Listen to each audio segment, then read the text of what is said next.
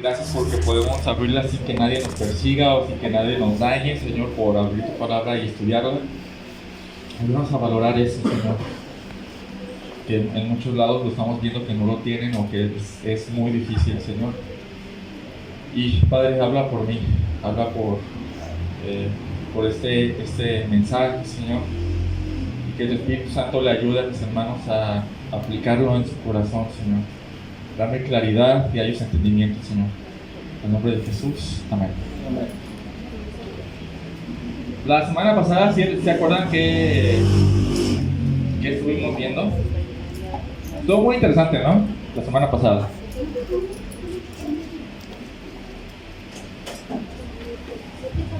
¿Qué vimos la semana pasada?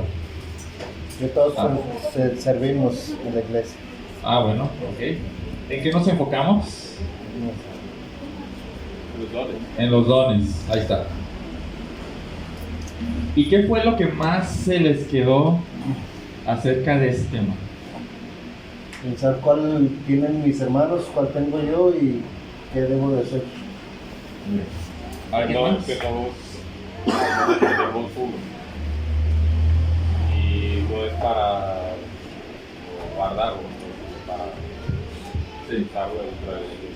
A mí lo que más se me quedó, de verdad, fue el costo. El costo.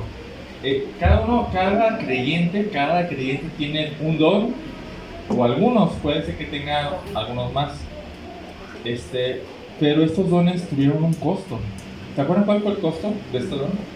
Pues la sangre. La humillación, primeramente, porque tuvo que descender a la tierra. Eso es humillante para el Creador.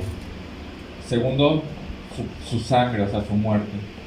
Entonces, tu don, hermano, tiene un costo alto, como para no usarlo, o para ni siquiera interesarte cuál tienes, ¿no? Entonces, tiene un costo alto. Esa, creo yo, fue para mí la enseñanza más importante.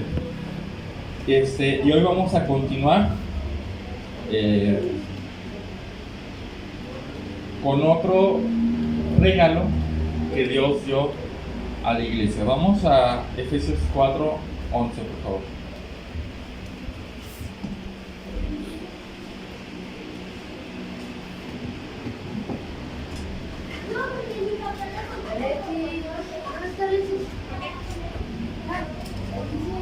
Si puedes poner aquí un ventilador, ahí, o arreglar. ¿Quién quiere leerlo? Efesios 4:11. Él nombró a unos apóstoles, a otros profetas, a otros evangelistas, pastores y maestros. Muy bien. ¿Qué versión tiene, hermano? ¿Qué versión de la Biblia tiene? No es Reina Valera, es Sí. otra versión. ¿Pero cómo se llama esa versión? El camino. El camino. Ok. En ese texto en particular, hay casi cada versión tiene su propia forma de decir las cosas, porque si es una construcción que si no se lee en contexto no se puede entender, porque tiene que ver con todo lo que he dicho desde el versículo 7. La Biblia de las Américas, por ejemplo, dice: y él dio a algunos en ser apóstoles, a otros profetas, a otros evangelistas, a otros pastores y maestros. La Reina Valera dice: y él constituyó, ¿no? Entonces, en otras, él nombró, en la NTV, por ejemplo, dice: y él dio algunos dones, así. Carla, ¿qué dice ahí en esa versión? En el 11, ¿verdad? En el 11. Y dio a algunos como apóstoles, algunos como profetas, algunos como evangelizadores y algunos como pastores y maestros. Esta versión solamente Dio. él dio, Él punto, dio nada más. punto. La construcción del texto en griego da a entender que estos hombres, que son apóstoles, profetas, evangelistas y pastores maestros, son hombres especialmente capacitados y son como un regalo a la iglesia. Por eso los traductores, intentando como dar a entender lo que el texto en griego habla sin tener el contexto anterior, que obviamente tiene que ser así para dar continuidad, ponen esas palabras como él constituyó, o él nombró, o él Formó, dio. así, exactamente.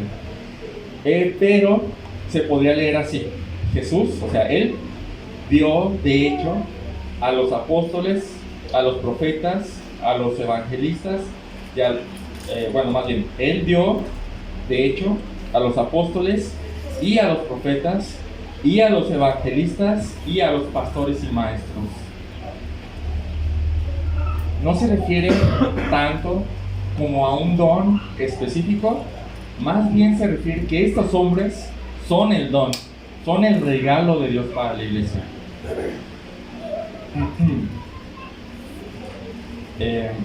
O sea, el regalo a la iglesia, aparte de los dones que vimos la semana pasada, son hombres especialmente capacitados. Son hombres regalo, hombres guión regalo. Y estos son los apóstoles, los profetas, los evangelistas y los pastores maestros. Vamos a ver de qué se trata cada uno. Vamos a comenzar con los apóstoles. La palabra apóstol significa básicamente o sencillamente enviado para una misión. Eso es lo que significa. Apóstol, la palabra apóstol no se tradujo del griego, se transliteró, como la palabra bautismo. Ustedes saben qué es lo que significa la palabra bautismo, ¿no? Sumergir. Si lo hubieran traducido, lo hubieran, en vez de hacer el verbo bautizar en español, se hubiera traducido a sumergir. Es lo mismo aquí con esta palabra apóstol. La palabra apóstol significa enviado, pero yo creo que por la importancia del oficio no se tradujo, sino que se transliteró, o sea, se quedó como los apóstoles, ¿no? Vamos a ver un ejemplo de esta palabra en Juan 17:18. Juan 17:18. Y alguien que me ayude a leerlo. Juan capítulo 17. Juan 17:18. Como tú me enviaste al mundo, así yo los envío al mundo. La palabra que aquí se traduce por enviar, o sea, como tú me enviaste, es la palabra, así se menciona, apostelo. Se entiende como apostolado o apóstol, viene de esta palabra enviado, ¿no? Yo también los he enviado, yo también los he apostelo al mundo. Ahora, sin embargo, hay una asignación especial o particular para los que conocemos como los apóstoles. ¿Quiénes son estos apóstoles? Los 12 apóstoles. Los que vieron los que vivieron junto con Cristo, ¿no? Y vieron la resurrección. Ok, muy bien. Aunque no todos los que vivieron con Cristo y fueron testigos de la resurrección se les llama apóstoles. A Pedro también. Digo, a Pablo. No, pero vamos a ver eso ahorita en un momento. Vamos a Mateo 10. Mateo 10, 2 al 4. Son unos bien específicos, bien específicos. Mateo 10, vamos a leer del 2 al 4. Alguien también que me ayude a leerlo, por favor.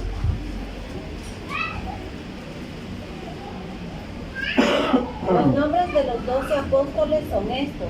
Primero Simón, llamado Pedro, y Andrés su hermano, Jacobo, hijo de Zebedeo, y Juan su hermano. Felipe, Bartolomé, Tomás, Mateo el publicano, Jacobo, hijo de Alfeo, Lebeo por sobrenombre Tadeo, Simón el cananista y Judas Iscariote, el que también le entregó. Ahí está. La Biblia menciona a estos 12 como los 12. Y el que sean 12 es significativo. No me voy a meter en eso, pero básicamente significa gobierno, los 12. Una pregunta. Sí. Entonces, Pablo no es. No, sí, la mayoría de sus cartas está luchando con que lo reconozcan como apóstol verdadero, ¿no? Sí es apóstol, ahorita vamos a eso. A donde quiero llegar es, aquí están los 12, los que se mencionan apóstoles. Pregunta, ¿hay apóstoles hoy en día? No. Dice la palabra que el último es Juan. ¿Ok? ¿En dónde dice eso? ¿En dónde dice eso? ¿Me acuerdo? En Mateo de Galogosé. Sí. No, creo que se refiere a profeta. Al último Juan el Bautista, ¿no? Al Es profeta. correcto. Y esto me llega, si no hay apóstoles hoy en día, digo, sabemos que algunos se dicen apóstoles, ¿no? Y eso me lleva a la pregunta, ¿es necesario algún requisito para aspirar a llegar a ser apóstol? Y la Biblia nos contesta eso. En hechos, ¿no? Sí, en Hechos. Cuando Judas Iscariote desertó, ¿no? Porque desertó. Ya nomás estaban 11. Necesitaban cubrir ese espacio, porque el 12 realmente es importante, cubrir el número de los 12. Entonces, en Hechos 1 se narra cómo están buscando a alguien para completar el número de los 12 y ponen los requisitos. Vamos a Hechos 1, versículos 21 y 23.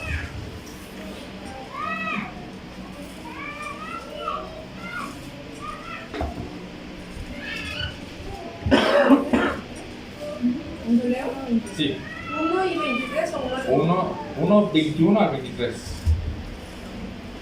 Dice, es necesario pues que de estos hombres que han estado juntos con nosotros todo el tiempo que el Señor Jesús entraba y salía entre nosotros, comenzando desde el bautismo de Juan hasta el día que de entre nosotros fue edificado arriba, uno se ha hecho testigo por nosotros de su resurrección. Y señalaron a dos, a José llamado Barsabás, Ajá. que tenía por sobrenombre Justo, y a Matías. Hasta ahí.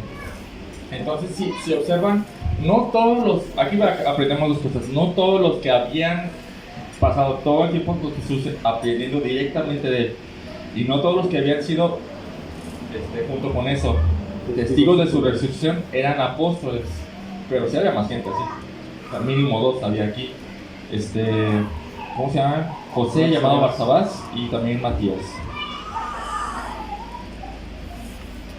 Bueno, entonces, ¿cuáles son los requisitos? ¿Qué vemos aquí?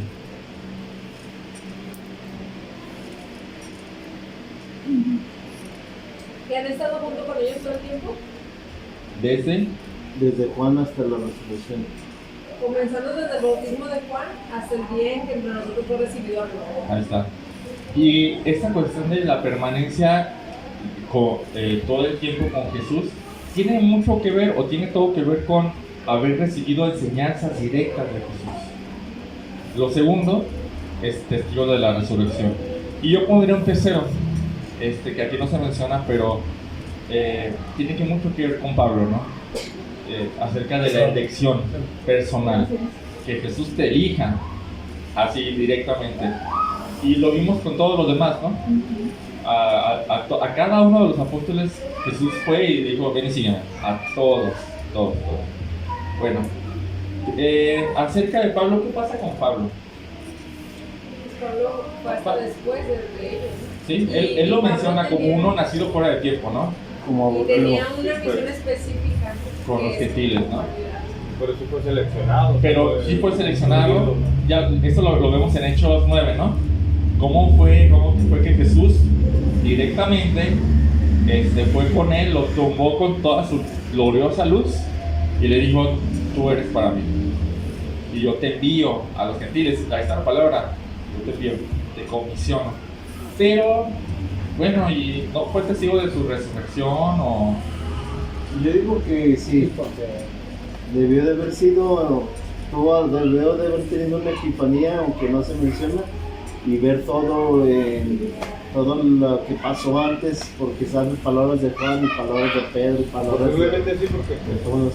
Creo que es más sencillo que eso, mucho más sencillo. O sea, posiblemente sí, porque pues, él era judío, ¿no? O sea, andaba, Sí, mira, andaba ahí.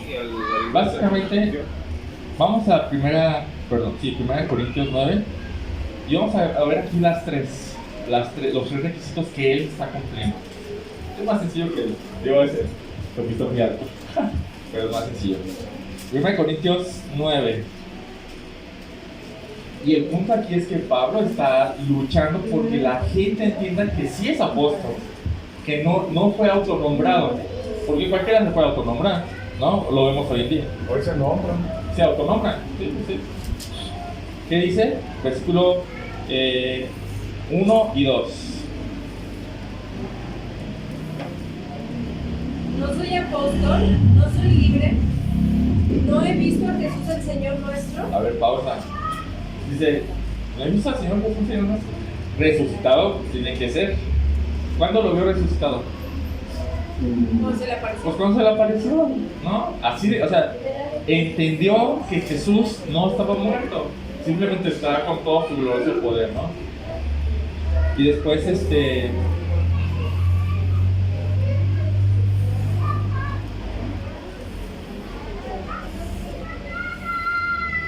bueno, creo que aquí no es el pasaje al que lo quiera llevar, pero después en Gálatas, vamos a ver Gálatas.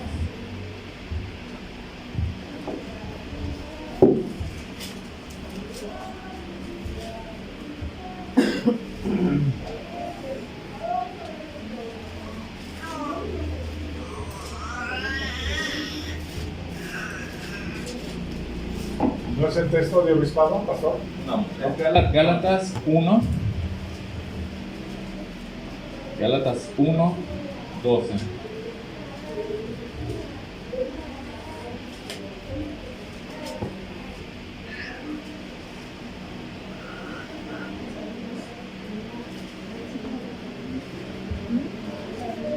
¿Qué dice el versículo 12? Acerca del Evangelio, por cierto. Pues yo ni lo recibí ni lo aprendí de hombre alguno, sino por revelación de Jesucristo. Es interesante, cuando Jesucristo lo llamó, no fue inmediatamente a predicar. Él fue y se retiró a una iglesia a ir aprendiendo directamente de Jesús. Eso está increíble, eso sí es increíble, directamente de Jesús. Y dice, yo no aprendí esto de ningún hombre. Eso es interesante, sino que por revelación de Jesucristo. Entonces, ese es el sello de su apostolado.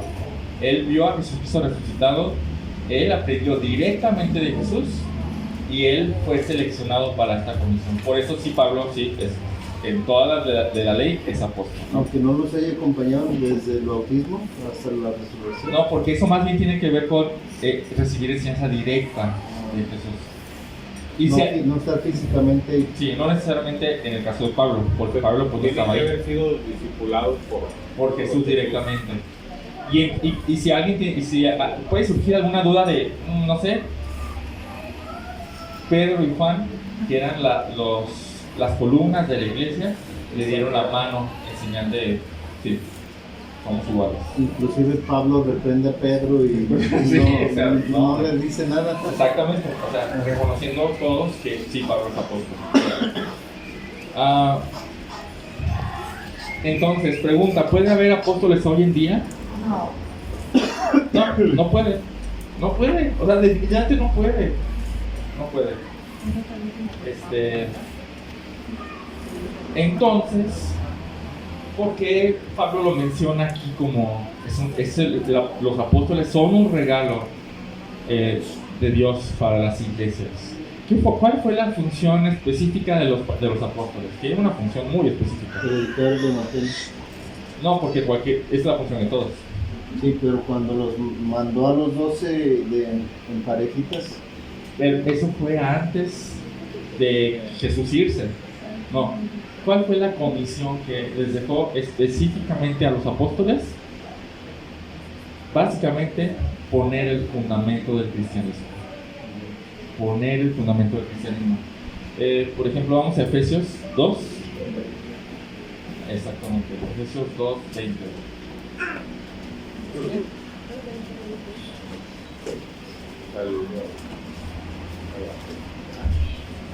Desde el 19, por favor. Efesios 2, 19, 20. ¿Quién quiere leerlo, por favor?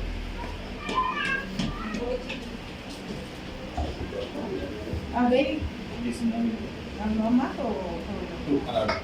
Así que ya no sois extranjeros, ni de Advenedizos. sino conciudadanos de los santos y los miembros de la familia de Dios. O sea, somos la iglesia, básicamente. El 20, a la vez.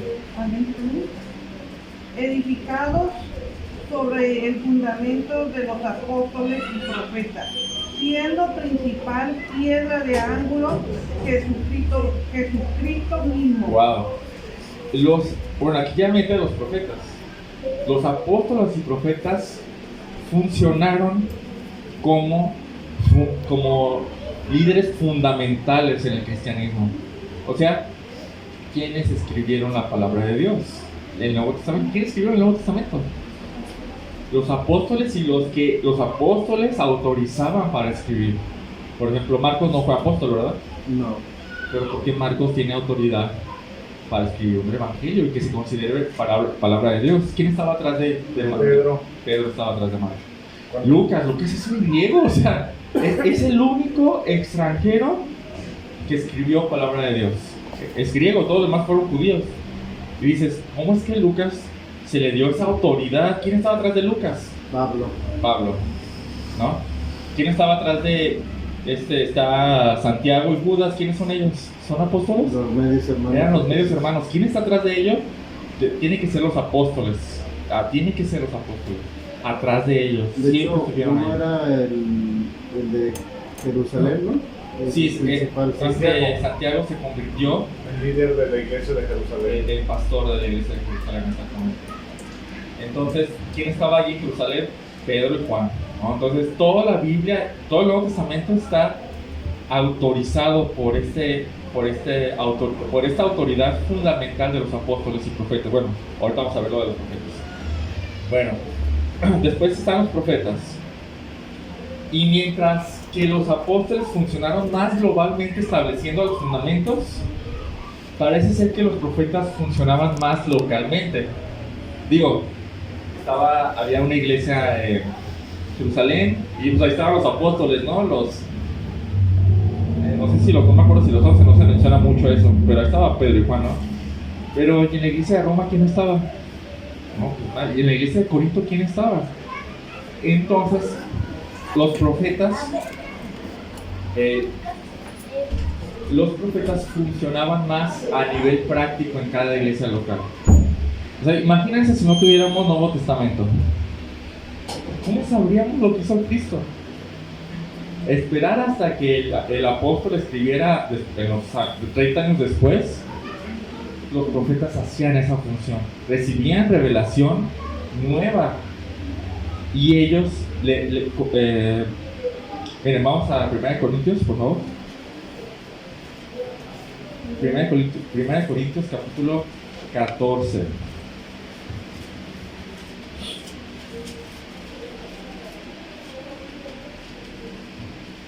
Versículo 3, nada más, por favor.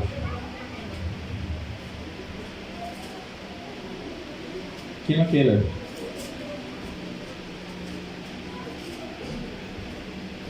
Pero que profetizaban habla a los hombres para edificación, exhortación y consolación. O sea, la iglesia antes de escribirse el Nuevo Testamento necesitaba hombres que pudieran hablar de parte de Dios nueva revelación acerca del Nuevo Testamento. Y entonces el profeta Dios regalaba a estos hombres a la iglesia para edificarlos, para exhortarlos y para consolarlos, ¿no?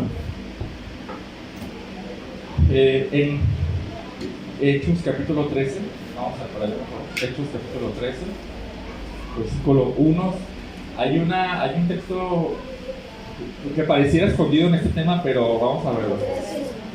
Hechos capítulo 13, versículo 1.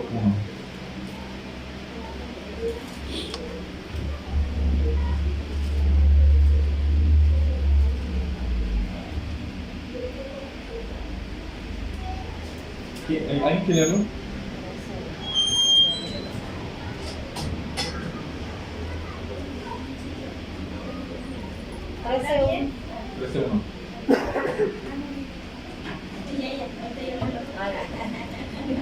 Había entonces en la iglesia que estaba en Antioquía profetas y maestros: Bernabé, Simón el que se llamaba Níger, Lucio de Cirene, Manaén, el que se había criado junto con Herodes el tetrarca, y Saúl. Wow, interesante. Imagínenselo. O sea, es una iglesia nueva que apenas estoy entendiendo cómo No, o sea, ¿cómo es el cristianismo? ¿De qué trata esto? Entonces Dios manda profetas y maestros para enseñarles. Esto se me hace emocionante porque no es uno. Me emociona que sean 1, 2, 3, 4, 5 profetas y maestros. Imagínense la enseñanza de ellos recibiendo directamente, entendiéndolo directamente, y dices, wow, interesante. Bueno, estas dos personas, los apóstoles y profetas, son el grupo fundacional, por así decirlo. Estos ponen el fundamento, como lo leímos en Efesios 2, 19, 20, que la iglesia está edificada en el fundamento de los apóstoles y profetas. Pero una vez que ellos pusieron el fundamento, no había necesidad. Ya no había necesidad. Ese era su propósito. Así que una vez puesto el fundamento, estos dos dieron paso al otro grupo de los dos, los evangelistas y los pastores y maestros. Vamos a continuar entonces con ¿qué es un evangelista? ¿Qué es un evangelista?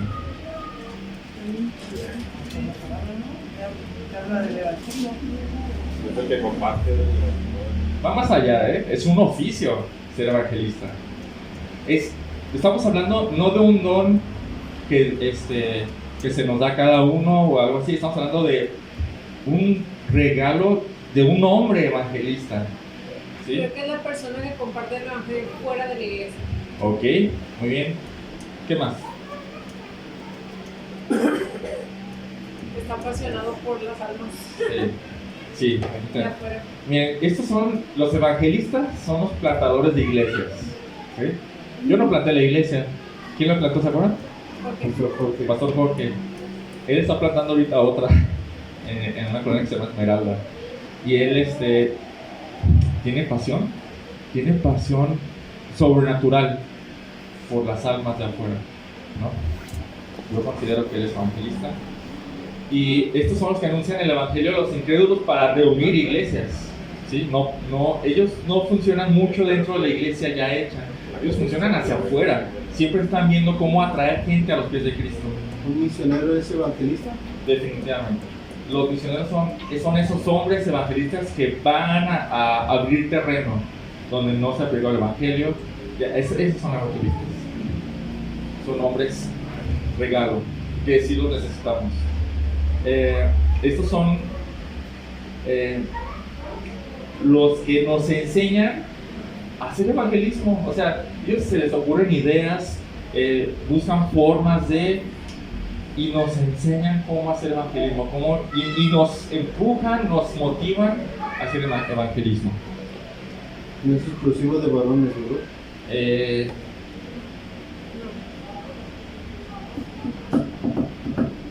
Fíjense que no sé.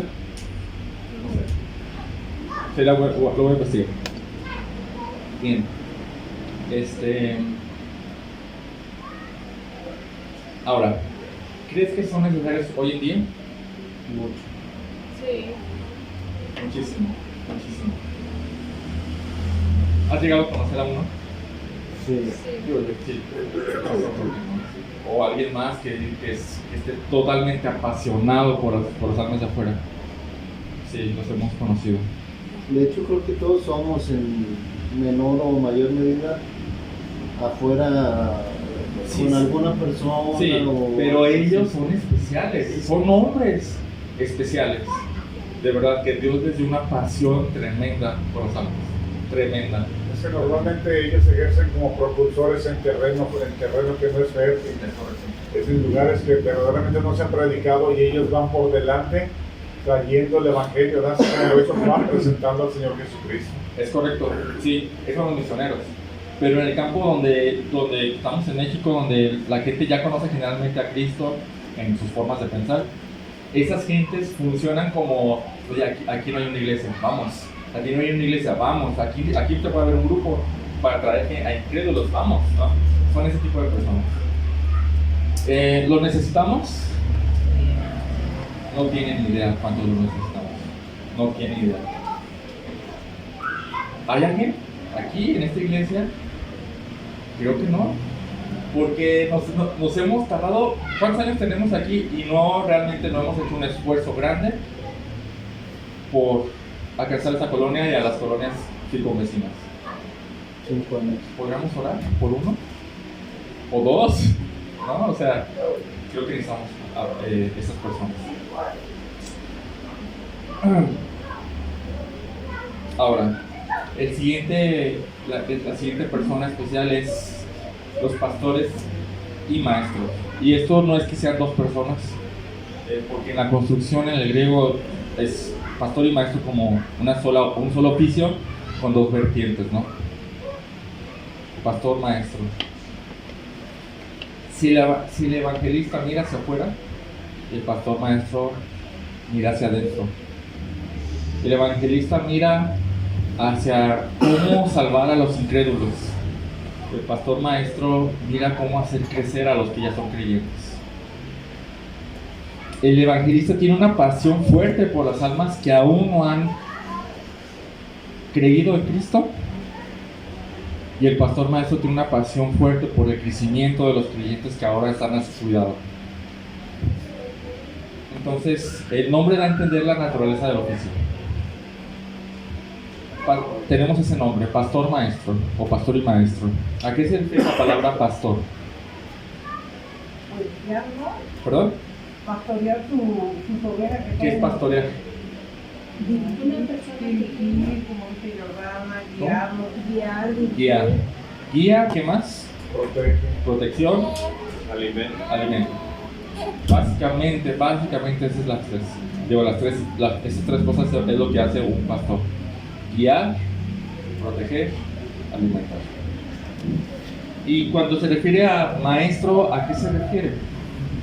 Para una clase. Enseña. ¿Qué enseña? ¿Cualquier cosa? Teología. La palabra de Dios, básicamente. Bien, los apóstoles y profetas ser fundacionales, ni los evangelistas ni los pastores maestros pueden hacer lo que quieren. Los evangelistas van hacia la Biblia, aprenden el evangelio, intentan aprenderlo en su máximo esplendor para poder compartir el evangelio hacia afuera. ¿Y ese evangelio dónde está? En la Biblia, que es el fundamento que nos dejaron los apóstoles y profetas. El pastor hace lo mismo. El pastor no enseña lo que quiere, no enseña lo que quiere. El pastor maestro tiene que introducirse en la palabra de Dios, buscar, como lo hemos visto los miércoles, buscar esos tesoros, escudriñarlos, sacar los diamantes y dárselos. De hecho, el enseñar es uno de los requisitos para ser pastor. Vamos a 1 Timoteo. 1 Timoteo.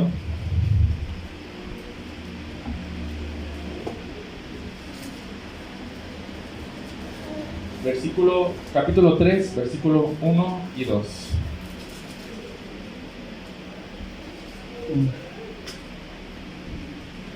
¿Quién no quiere leer?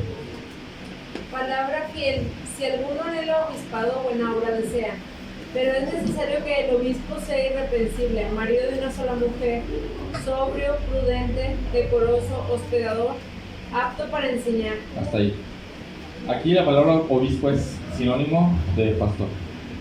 Dice, si alguien aspira a ser pastor, está deseando una buena obra, pero debe ser así.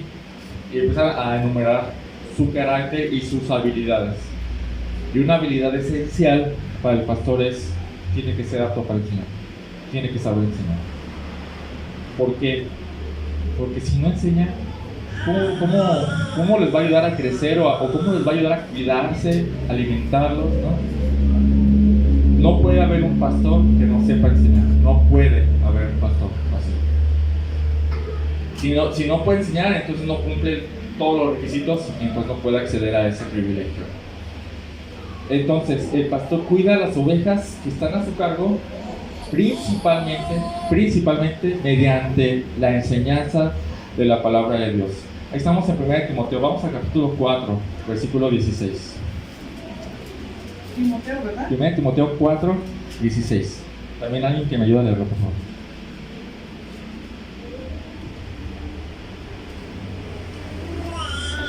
ten cuidado de ti mismo y de la doctrina. Persiste en ello, pues haciendo esto, te salvarás a ti mismo y a los que te oyeron. Esto es tremendo, de verdad. Ten cuidado de ti mismo y de la enseñanza, lo que enseñas. Ten cuidado, Timoteo. Persevera en este cuidado de estas cosas, porque haciéndolo asegurarás la salvación tanto para ti mismo como para los que te escuchan. Es una gran responsabilidad. Porque si yo no tengo cuidado de la enseñanza, ¿qué consecuencias puede llegar a tener ustedes? Una enseñanza torcida. ¿Y cuál es la consecuencia más grave final? ¿Perdernos en dónde? ¿En el infierno? Sí, o sea, si un pastor les enseña mal y no les explica bien el evangelio y la gente que lo escucha se cree que son cristianos cuando realmente no lo son, y él les dice, son cristianos todos, y al final del día, en el día del Señor, se dan cuenta de que no, la sangre de ellos les será, ¿cómo se dice? Imputada. Les será reclamada del pastor. Hermano, como un ejemplo grande, digo, el Señor Jesucristo se pone como el buen pastor en Juan 10:11, ¿verdad? Sí. Y nos dice que el buen pastor da su vida por las ovejas, ¿verdad? Sí. No, definitivamente. Pedro creo que le dice el principio de los pastores, o sea, él nos enseña, ¿no? Cómo hacerlo. Ahora, mediante la enseñanza del pastor, viendo las funciones del pastor, el pastor nutre a la congregación y mediante la enseñanza el pastor cuida a la congregación de falsos maestros o falsas enseñanzas. Ese es el punto del pastor. Bueno, entonces tenemos estos regalos de Dios a la iglesia. En primer lugar, a los apóstoles y profetas que hicieron el trabajo de poner fundamento. Sin ese fundamento estamos perdidos. En segundo lugar, a los evangelistas y pastores maestros que hasta hoy continúan haciendo su labor. Ahora, ¿cuál es el propósito por el cual el Señor nos regaló estos hombres a la iglesia? ¿Cuál es el propósito? Vamos a leer Efesios 4, vamos a continuar más bien, Efesios 4:12.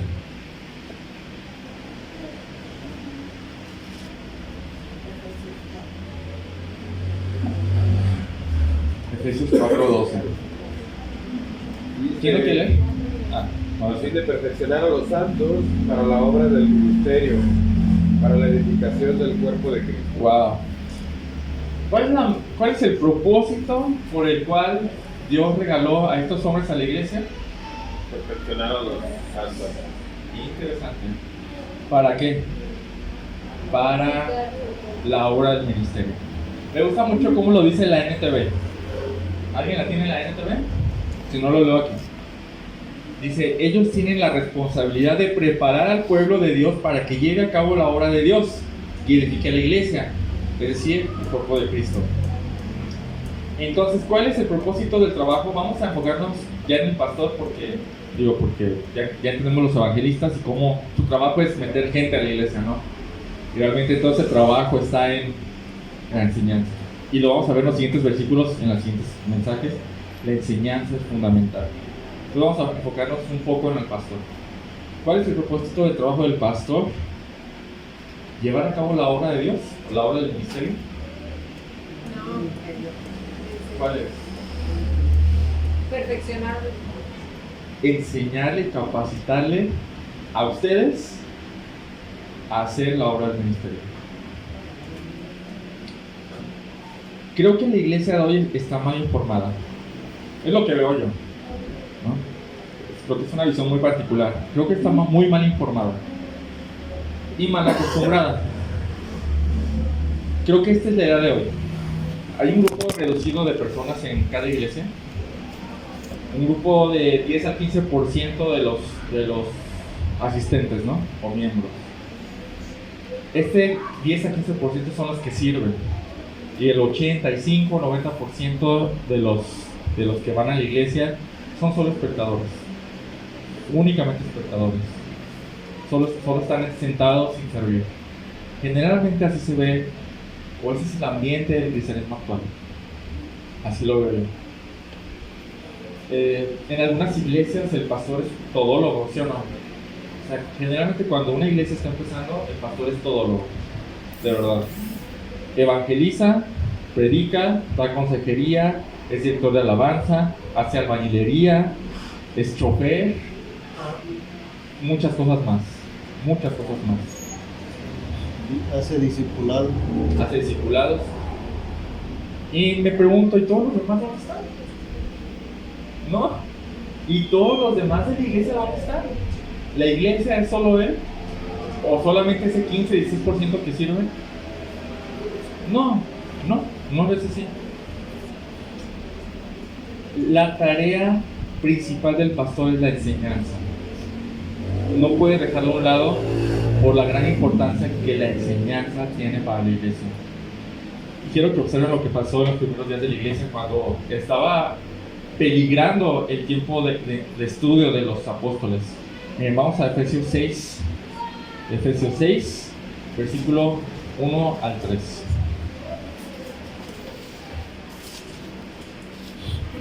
¿Versículo qué? 1 al 3. Gracias.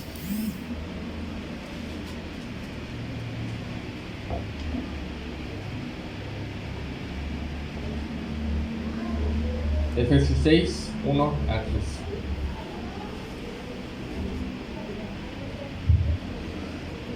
¿Quién lo quiere leer? Hijos, sean obedientes a sus padres en unión. Perdone, estás en Efesios. ¿Dijiste? Perdón, si me confundí. Hechos, perdón. Hechos 6, 1 al 3. Perdón. Hechos 6, 1 al 3.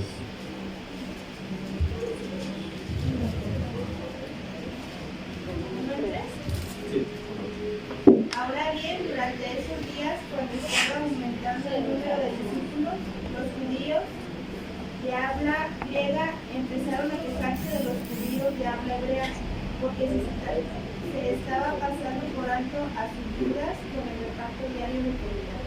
Así que los 12 reunieron. ¿Sí terminó? Sí, está bien. Así que los 12 reunieron a todos los discípulos y les dijeron: no está bien que nosotros dejemos la palabra de Dios para repartir alimento entre las mesas. Por eso, hermanos, elijan de ustedes a 7 hombres de buena reputación, que estén llenos de espíritu y sabiduría, para que nos pongamos a cargo de esta tarea. Hasta ahí, gracias. ¿Le dice que no ponen santo? ¿Que no puede creer, no? No pusieron la palabra Espíritu Santo. No puso Espíritu en esa versión. Habrá que ver el original que hay ahí. Es uno de los testigos. Sí. Sí, pero habrá que ver ahí cuál es el original. Y bueno, a lo que iba, o lo que quiero resaltar en este pasaje es: los apóstoles estaban iniciando la obra de la iglesia. Y entonces siempre, obviamente, o sea, eran como 3,000 y feria, o sea, imagínense tal cantidad de personas creyendo en Cristo en pocas semanas, ¿no? O en pocos meses. Entonces, obviamente, como todos vendían sus propiedades para cubrir las necesidades de todos, había cierta preferencia por las viudas de los judíos helenistas, ¿no? Que eran los judíos griegos. Y había preferencia por los judíos nativos. Entonces, ¿con quién se fueron a quejar? Obviamente con los líderes, con los apóstoles. Pero los apóstoles dicen algo fundamental: no está bien que nosotros dejemos el estudio de la palabra por esto. No es que sea importante, pero esto es fundamental, no podemos dejarlo. Así que ustedes escojan. Ni siquiera es algo interesante, ni siquiera ellos se van a dar el tiempo de escoger a la gente. Dice, ustedes escójanlo. Nomás le damos estos 3 requisitos, ¿no? Entonces, solamente aquí para recalcar la importancia de que el pastor se dedique al estudio de la palabra. Esa es la importancia. Bien. ¿Por qué? Porque de la enseñanza viene la forma en que ustedes van a vivir. De ahí viene. ahí viene. Si el pastor se encarga de mil cosas que no son necesarias, o más bien fundamentales en la iglesia, pero otras personas se pueden encargar, y deja de lado la enseñanza, ¿qué puede pasar con la iglesia? ¿Qué puede pasar? Deja de crecer. Una deja de crecer, ¿qué más? Pues la enseñanza puede estar, bueno, me ha tocado ver pastores que incluso terminan hasta enfermos, ¿no? Sí. Que hacen todo. Entonces, Sí, definitivamente. Obviamente se distraen mucho acá y allá y haciendo y deshaciendo, pues no van a darle tiempo a la enseñanza. Sí. Va a ser, pues no que no sea de buena calidad, pero sí. está, Sí, se entiende. Exactamente. La enseñanza va a ser deficiente. Diluida, deficiente, definitivamente. Bien, entonces el objetivo del pastor es capacitar a los santos, o sea, a los creyentes, y a lo que es necesario hacer o que ustedes hagan para que la iglesia se vaya edificando. Bien, ya vimos el propósito. ¿Cuál es la meta? ¿O hasta cuándo el pastor va a seguir enseñando y el evangelista va a seguir atrayendo gente para que el pastor le enseñe? ¿Hasta cuándo? Efesios 4, versículo 13.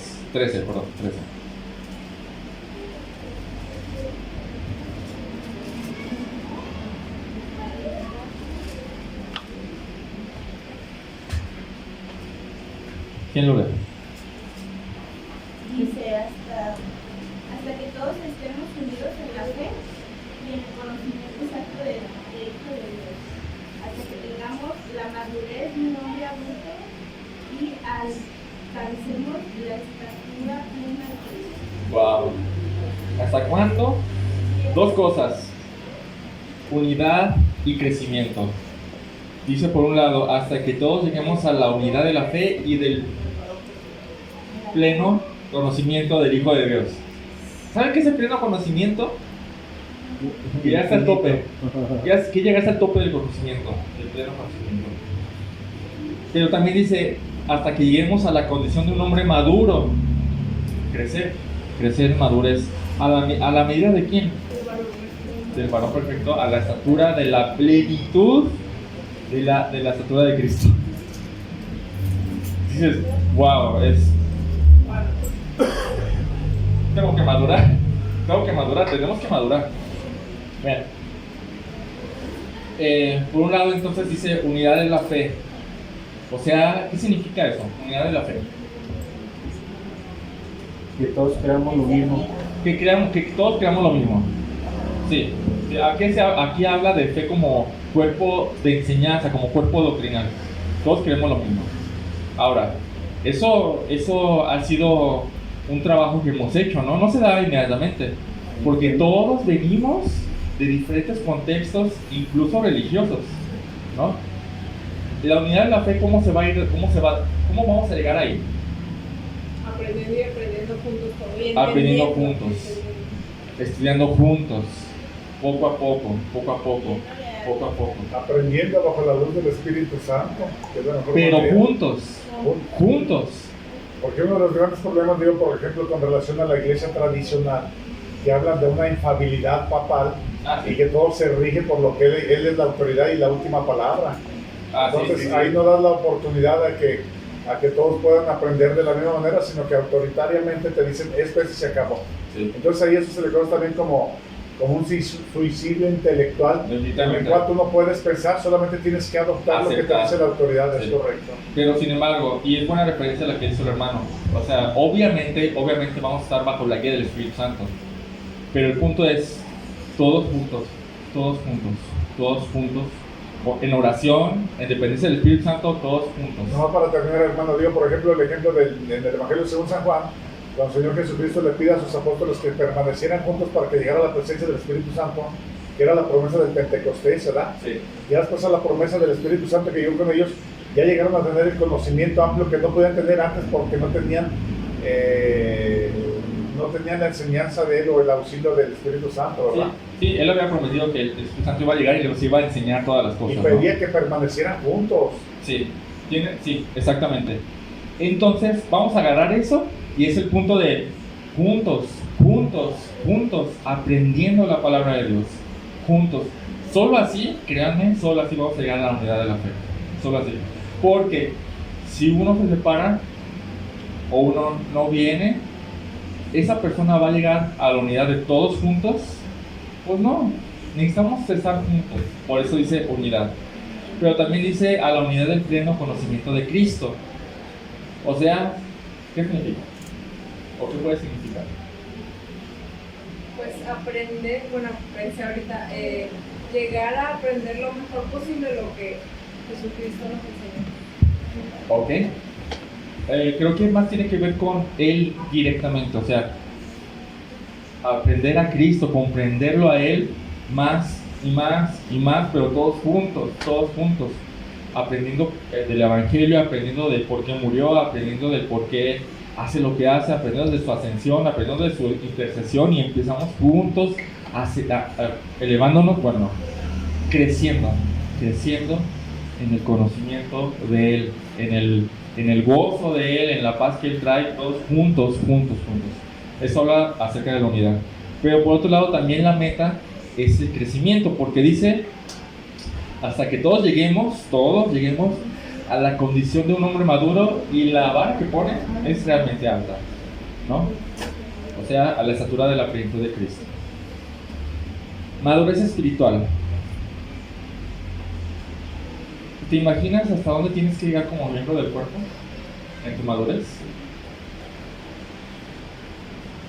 No solo tú, todos nosotros debemos llegar juntos, más arriba. Una vez estábamos grabando una boda, Alex y yo, y me gustó mucho cómo lo dijo el pastor que casó a la pareja, ¿no? Dice que la madurez del matrimonio se va a regir con la madurez del miembro más inmaduro. Interesante. ¿Cómo? La madurez del matrimonio se va a regir mediante la madurez del más inmaduro. O sea, por ejemplo, si el esposo es maduro, pero su esposa es inmadura, por así decirlo, ¿qué quiere decir? Que él, en su inmadurez, no se ha encargado de ayudar a su esposa a crecer. ¿Sí? Yo creo que pasa algo similar aquí. Si vemos a alguien inmaduro, creo que no hemos llegado a la madurez de decir, vente, te jalamos y te ayudamos a madurar, y todos juntos. De eso se habla esta unidad de la madurez, o en el crecimiento. El punto es llegar a ser como Cristo. Primera de Juan, no lo busquen, Primera de Juan 2:6 dice, el que dice que permanece en él, o sea, el que se dice cristiano, debe andar como él actuó. Pero no estás solo en este camino, no estás solo. Por eso nuestro Señor le dio como regalo a la iglesia a los pastores maestros. El Señor no espera que tú aprendas solo, no espera. Muchos de nosotros estamos bien acostumbrados a ser autodidactas, a simplemente estar solos y yo veo por mí mismo. En la iglesia no es así en la iglesia. En la iglesia se cuenta con pastores maestros y obviamente con hermanos, ¿no? Entonces el Señor no espera que tú aprendas solo y no espera que te madures solo tampoco. Además, porque cuando estamos solos, nuestro corazón nos puede engañar. ¿Sí? Nos puede engañar y ver algo que dices, mira, eso es más arriba de lo que yo pensaba, y luego realmente decir que no te diga alguien que te confronte que estás equivocado. No es así como tú lo estás viendo. Sí, y eso es necesario, verse en otros espejos. Exactamente. Pero especialmente el Señor dio el regalo de los pastores y maestros para que, mediante la exposición de la palabra de Dios, uno use la palabra de Dios como espejo y diga, me falta. Hermano, Pero digo, a final de cuentas, como dice el apóstol Pablo, es solo el Espíritu Santo quien convence al hombre de pecado, de justicia y de juicio, que sigue siendo el gran maestro de todas nuestras enseñanzas, ¿verdad? Definitivamente, pero el Espíritu Santo no va a llegar con una revelación nueva y te va a decir, oye, Israel, estás mal en esto, ¿no? El Espíritu Santo va a usar la palabra que Él inspiró por la boca de hombres que Él capacitó para decirles, para expresarles la palabra, para expresarles su realidad. Bueno, por eso hay una promesa que donde se congregan 2 o 3, que volvemos otra vez al tema de la unidad, ¿verdad? Donde se congregan 2 o 3, permanece el Espíritu Santo ahí, que es el que sigue dando la Bueno, ese pasaje no vamos a entrar ahorita, pero ese no es la interpretación, porque no estamos viendo el contexto del pasaje, que tiene que ver más con la disciplina, más que nada. Bueno. Digo, eso no quiere decir que no aprendamos y escudriñamos cada día la palabra, porque es nuestra responsabilidad, más sin embargo es como los evangelistas. Los evangelistas, Dios los capacitó para eso. Y no nos capacitó a todos para eso. Es de la misma manera, los pastores, maestros, Dios los capacitó especialmente para eso. Entonces,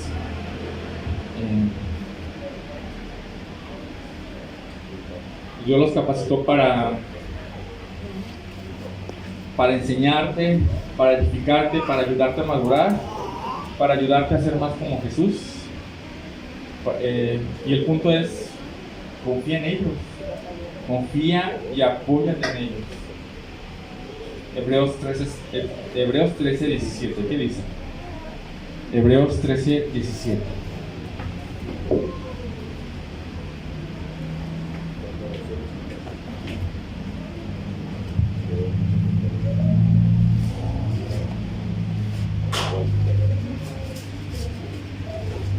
Hebreos 13, 17. Obedeced a vuestros pastores y sujetaos a ellos, porque ellos velan por nuestras almas como quienes han de dar cuentas, para que lo que hagan con alegría y no quejándose, porque esto nos es provechoso. Wow.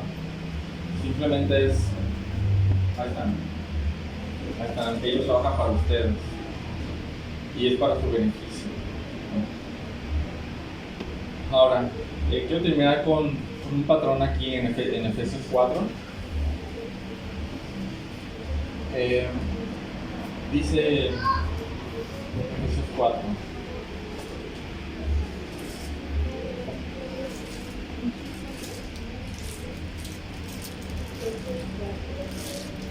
Versículo 7 dice, pero a cada uno de nosotros fue dada la gracia conforme a la medida del don de Cristo. O sea, ya vimos que eso se refiere a los dones. A cada uno se nos dio un don. Por lo cual dice, subiendo a lo alto, llevó cautiva la cautividad y dio dones a los hombres. Y eso de que subió, ¿qué es? Sino que también había descendido primero a las partes más bajas de la tierra. Y el que descendió es el mismo que también subió por encima de todos los cielos para llenarlo todo.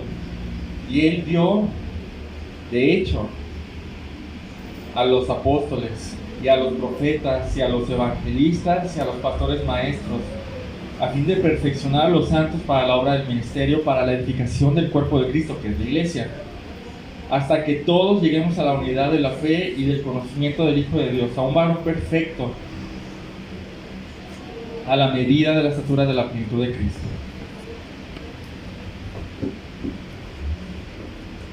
Y el punto o el patrón que yo veo aquí es que esa es la forma en que el Señor planeó la iglesia, ¿no?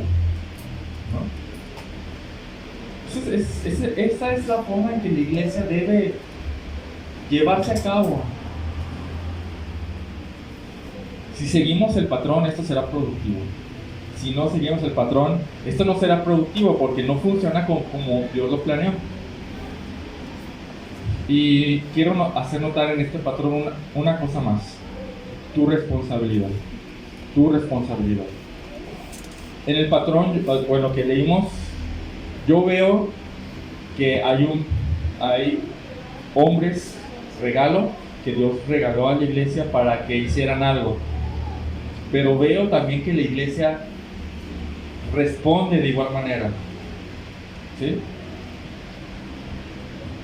Y aquí voy a tomar esto tremendamente personal. porque yo soy pastor. Es difícil que como pastor esté hablando de lo que yo debo de hacer, ¿no? Es difícil, no me gusta mucho eso. Pero esto es para tu beneficio, no para el mío, de verdad. Y para el beneficio de toda la iglesia. Cuando nos propusieron el pastorado, no estábamos buscando el pastorado, nunca nos lo imaginamos. De verdad, nunca. Entonces lo que hicimos fue primero la negación. No, ¿cómo crees? Después pedir consejo, mucho consejo. Después orar, consejo, orar. Y el resultado fue que Dios nos dio una convicción extraordinaria acerca de si yo tenía que ser el pastor o no. Dios nos dio una convicción extraordinaria. Cuando Alexis y yo, incluso Dante, dijimos que sí, porque eso tiene que ver con toda la familia, no solo conmigo, es porque ya estábamos completamente seguros y entendíamos la responsabilidad que conlleva el pastorado. La responsabilidad que tengo de estudiar para ti.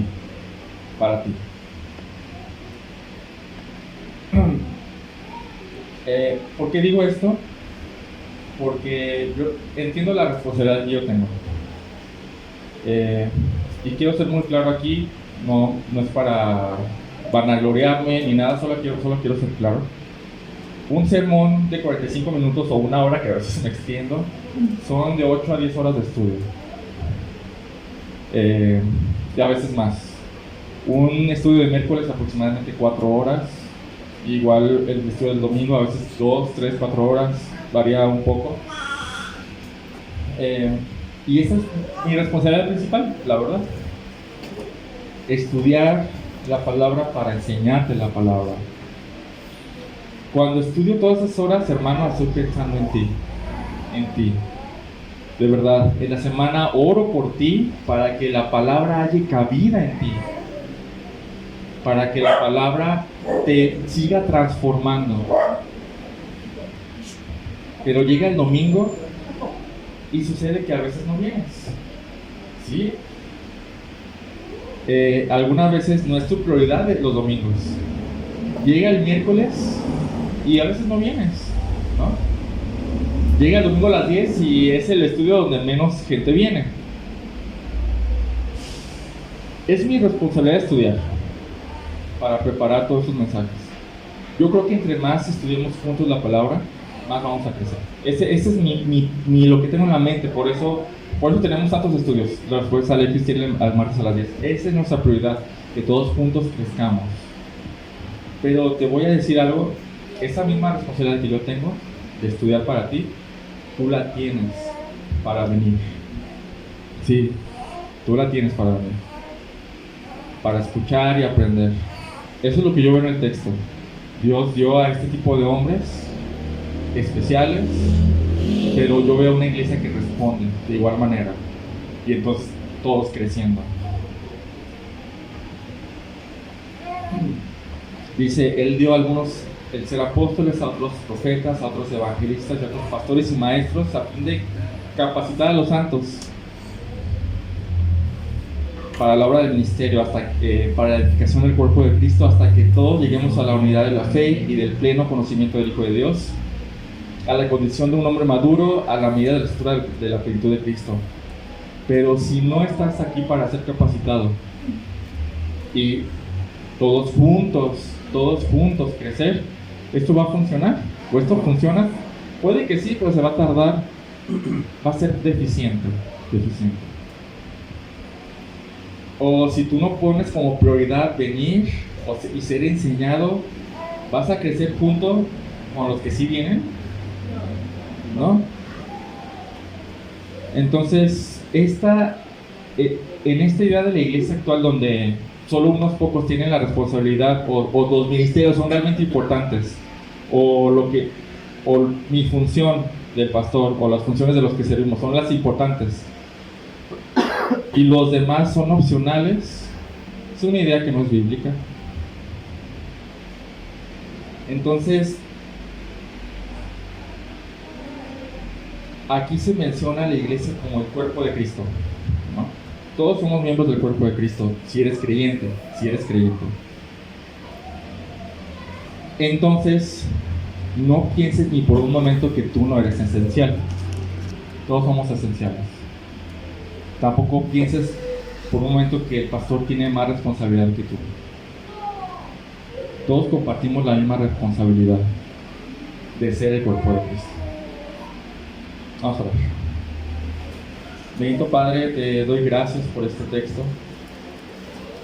Ayuda a mis hermanos, Señor, a entender la importancia de lo que significa ser parte de tu cuerpo. Enseña a mis hermanos que su don costó.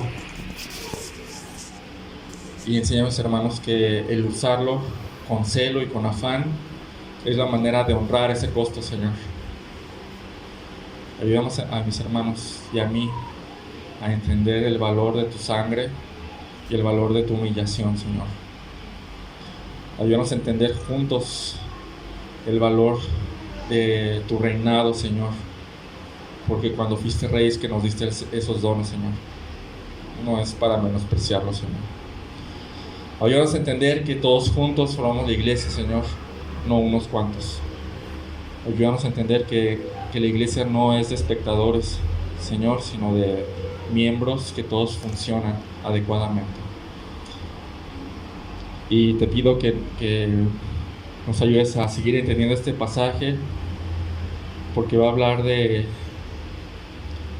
uso correcto y apropiado de los dones en la iglesia, Señor, para crecer como templo santo para ti, Señor. En el nombre de Jesús, amén.